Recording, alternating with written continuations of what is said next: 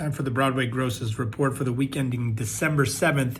86% of the shows were down this week, but that is not surprising because this is the first week after Thanksgiving, and actually there were four less shows this week as well.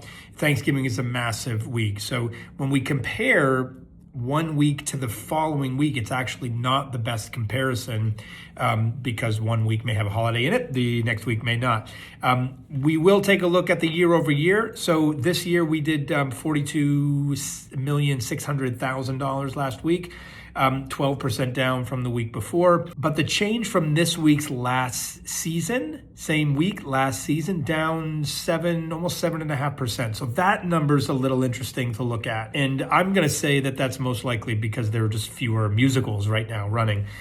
So still though, 42 million bucks, not a bad haul. We're up 10.5% from last season overall. We're going to hope that holds with fewer musicals. It is very difficult to hold those numbers. Upticks last week. One of them was in a week where 86% of the shows were down, Just in Time was up $196,000, almost $200,000, doing close to 1.5. I got to credit a lot of that to that incredible performance that Jonathan Groff and company did on the Thanksgiving Day parade. It was fantastic. He also now has announced his final date, so I think that's going to get those grosses any higher in that small theater, if that's even possible.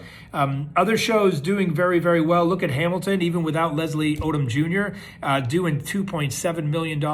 Once again, a reminder that when you get a show like grossing very, very high numbers, and then a star leaves or something else happens, it just doesn't fall right away. It's like a top. You spin it well enough, you spin it fast enough, it's going to slowly spin down. It doesn't really fall like that. And they're doing almost $3 million, which is very, very strong for them. Mamma Mia doing close to almost $2 million. Oh, Mary still chugging away over there doing $1.2 million. Ragtime in a 1,000-seat theater doing $1.2 million. By far now, this is the third production of Ragtime in my lifetime.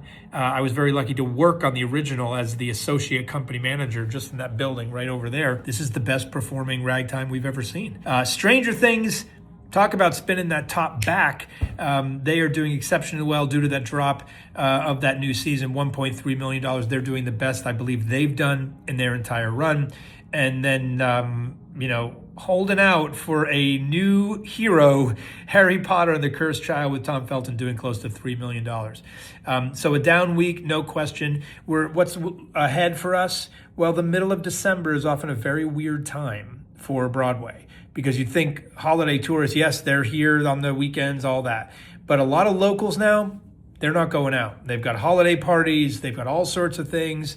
So we see a little bit dip from that audience. So there's a contraction of grosses that happen during the middle of December. So I'm predicting we're going to be a little down this week, maybe the week after, right before we skyrocket to the end of the year.